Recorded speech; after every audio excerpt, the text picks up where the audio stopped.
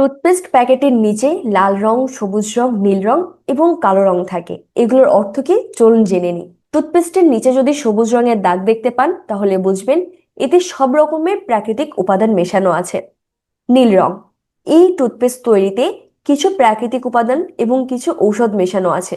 লাল রং, এই টুথপেস্ট তৈরিতে কিছু প্রাকৃতিক উপাদান এবং কিছু রাসায়নিক উপাদান মেশানো রয়েছে। কালো রং, এই টুথপেস্ট তৈরিতে পুরোপুরি রাসায়নিক উপাদান মেশানো আছে। কিন্তু বিশেষজ্ঞদের মতে এই পুরো ধারণাটাই মিথ্যা ও ভিত্তিহীন। আসলে এই রঙিন চিহ্নগুলো টুথপেস্টের উপাদান তৈরির সাথে কোনো সম্পর্কই রাখে না। এগুলো হলো প্যাকেজিং শিল্পে ব্যবহৃত আইমার্ক বা কালার মার্ক। টুথপেস্ট টিউবের প্যাকেজিং প্রক্রিয়া পুরোটাই যান্ত্রিক মাধ্যমে হয়ে থাকে।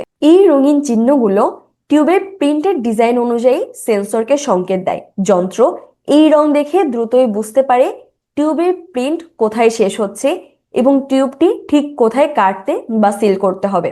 আর এর ফলে টুথপেস্ট টিউবগুলো সমান এবং নিখুঁতভাবে তৈরি করা সম্ভব হয়। প্রস্তুতকারক কোম্পানিগুলো তাদের প্যাকেজিং সিস্টেমের উপর ভিত্তি করে যে কোনো রঙই দিতে পারেন। তাই এই রঙগুলোর আলাদা কোনো গোপন অর্থ নেই। তাই টুথপেস্ট কেনার সময় টুথপেস্টের সঠিক তথ্য জানতে টুথপেস্টের নিচে কোনো কালার না দেখে টুথপেস্টের গায়ে লেখা উপকরণগুলো দেখুন এবং স্বীকৃত সংস্থা সিল যেমন এডিএ, আইএসআই বা এফএসএসএআই পরীক্ষা করুন। আর এটাই আপনার দাঁতের স্বাস্থ্যের জন্য সবথেকে গুরুত্বপূর্ণ। ধন্যবাদ সবাইকে।